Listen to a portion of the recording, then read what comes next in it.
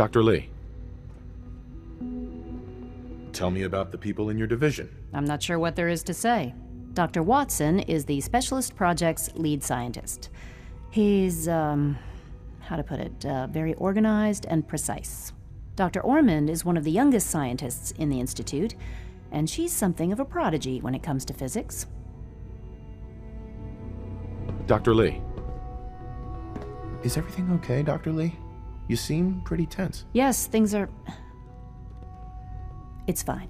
I'm sorry, I don't socialize much. I prefer to focus on my work. Now that you've had a chance to see the Institute firsthand, what do you think? You've got technology here that I never dreamed possible. It's amazing. I'm glad you can appreciate what we've accomplished. None of it has been easy. Ultimately, all our knowledge and resources are focused on a single goal. The goal is best summarized by our motto: mankind, redefined. Unfortunately, no advancement comes without occasional setbacks. As remarkable as our synths are, they can be dangerous without proper supervision. The superior synth mind and body attempting to wrestle with something approaching free will can be a recipe for chaos. If the synths are intelligent and self-aware, then they have a right to free will. However closely they may approximate human behavior, they are still our creations. When you see what I have to show you, I think you'll agree that we know what is best for our synths. A rogue synth has taken over the Raider gang at Libertalia. His memories have been erased, and his identity altered. He believes he's a man named Gabriel. Under his leadership, the Raiders have taken many innocent lives. I've dispatched a courser to Libertalia. I'd like you to join him and reclaim that synth. We'll bring that synth home. That would be best for everyone. Now you should get moving. Many people are in danger, and a delay could cost lives.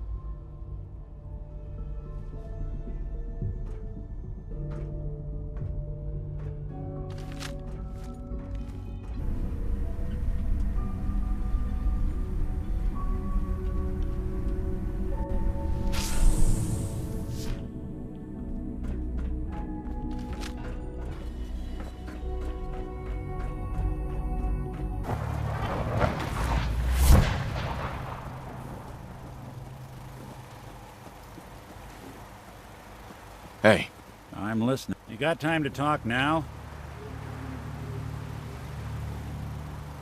What's wrong? Wrong? Oh no, nothing's wrong. We've just been traveling a while now, and I figure there hasn't exactly been equitable distribution of information. I've gotten a decent glimpse into your dirty laundry, but you still don't really know a whole heck of a lot about me. I figured I'd offer to balance the board. So, is there anything you want to know? What do you remember about the Institute? It's all pretty hazy from back then, but now and then I get glimpses. Life inside the Institute, they keep you isolated. A single test chamber was my whole world for years, and someone was always watching. Then one day you wake up on the other side, and that's it. They've cut you loose. Welcome to the brave new world, with such people in it. What's with the outfit? After I started the agency, it just seemed like the sort of thing a detective ought to wear. I got some old memories, pre-war. Faded to all heck of guys dressed like this, doing what I do. Putting on the hat and trench coat, I figured it'd let folks know I was serious about the whole thing. Clothes make the man and all that. Guess I felt they made me the man I wanted to be. So who are you, Nick? That's a question I've been trying to figure out myself for a long damn time. I know I'm a synth, authentic Institute handiwork, but I'm still mechanical, not bioengineered like the fancy synths giving everyone the willies these days. I get tune-ups now instead of checkups.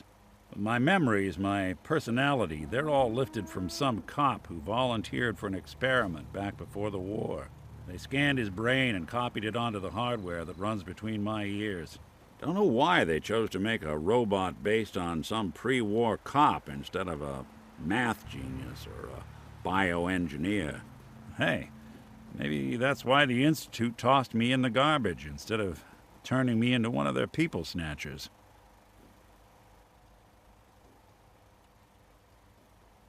That's terrible. They really just threw you away? Sure did. It was quite the rude awakening. I remember waking up one day in a garbage heap, a body in tatters and a head full of memories belonging to a man who'd been dead for 200 years. Suffice to say, it was a confusing couple of weeks. Folks didn't really know much about synths back then, so when I finally ran into people, they mostly treated me with caution rather than hostility. But the kids, they weren't afraid. I think his name was Jim. The first person to actually speak to me after I got the boot from the Institute. My first human contact in this world. Grilled me for an hour. Once they'd seen I wasn't going to hurt anyone, the other folks in the neighborhood came out to ogle the mechanical man. It eventually turned into a pretty swell soiree. A local mechanic even gave me a once-over, free of charge. Those people, they treated me like a human being. I've been trying to return the favor ever since. It's a surprisingly rare trait out here sometimes. It's something I've noticed you got a fondness for. Part of the reason I've stuck around this long. Where's that town? We should go visit. I tried to go back and say thanks once I'd gotten myself established. But the place was wiped off the map. Raiders. Don't know what happened to the people. If you're good to people, they'll be good back. That's something I've always believed. Couldn't agree more. Well, I expect you're about as bored as can be listening to me rattle my skeletons. We should probably head out.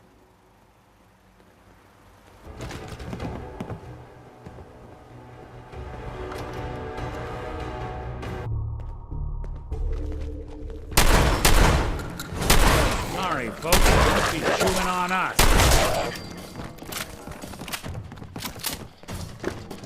There. That's the last.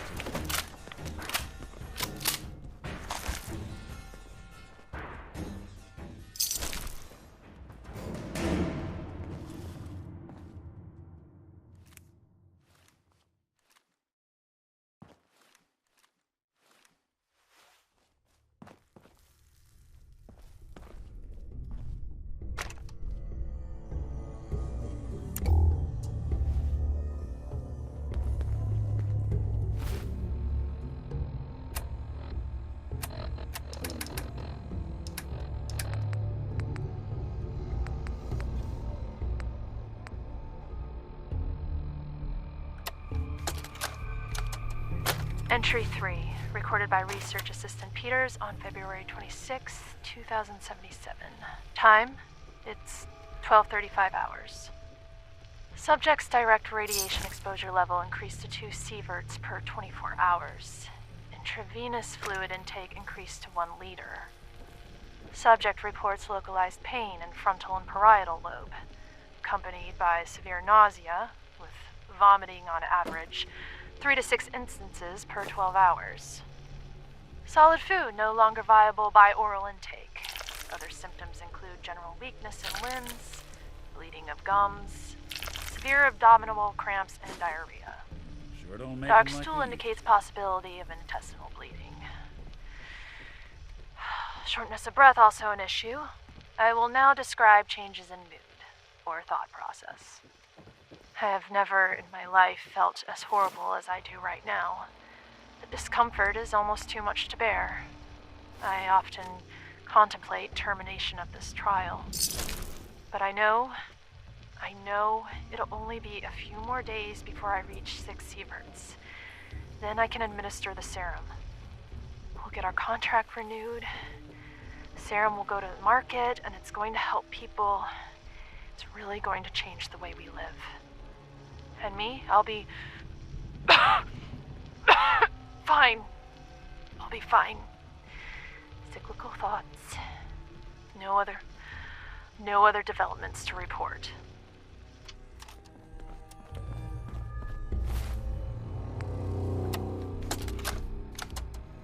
Entry 6, R.A. Peters. It's March 1st. The subject has reached saturation threshold safely. Taking measurement now. Confirm 6 sieverts. Rapid fluid loss due to fever. Upped IV intake. All previous symptoms are still present. Tissue damage visible on arms, neck and hands. Necrotic sloughing of the skin. Topical and ingested antibiotics applied to control infection. Now injecting first dose of serum sample 42BA7 into bloodstream. No immediate effects observed. Animal trials yielded results in less than...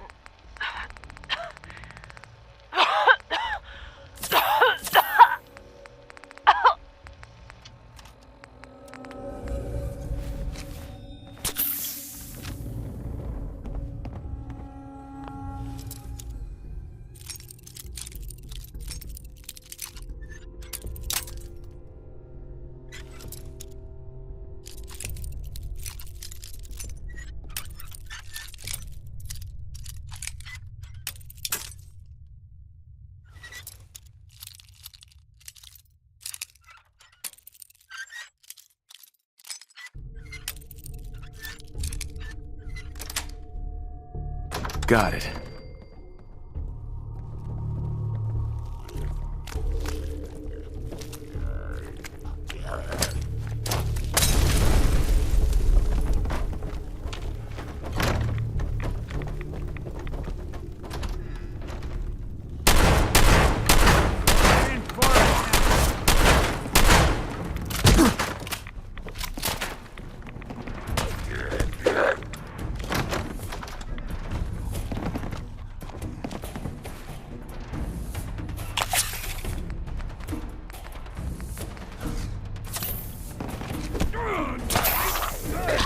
You're in for it now! Here you go!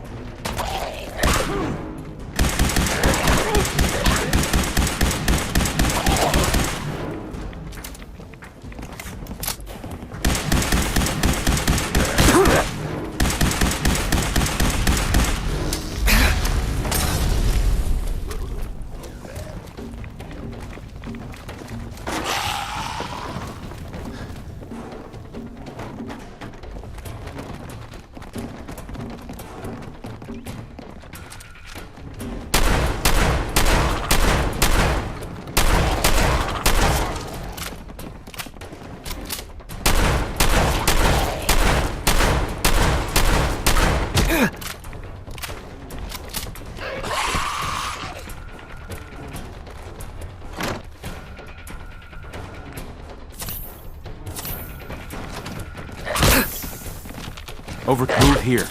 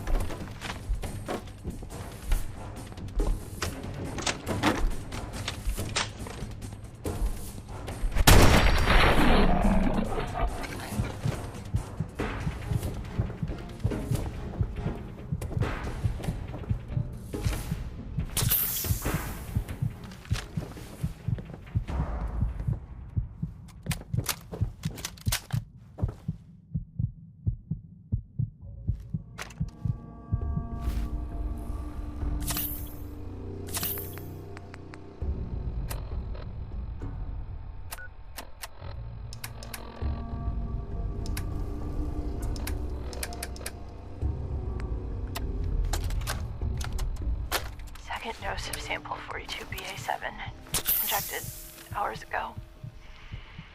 No effect. No effect. I contacted the lab to terminate this trial, but I need a doctor. Hang on. What's that? Oh, my teeth. Oh, several teeth dislodged. Feels like necrotic tissue damage throughout oral cavity. Serum is ineffective at toxic levels. Request to terminate trial was... Orders are to remain in quarantine for the duration of the experimental period. I understand. I'm going to die. That's obvious. It's right here. Our failure. If you would, Dr. Roberts, please deliver the following to my family. Mom, Dad, I love you. Yes, I volunteered for this. It sounds crazy, but I believed in it. There'll be nothing left worth bearing. Just know Oh, no, that's a bit too sentimental. Let me think about it. There's a lot of people out here could use a hand.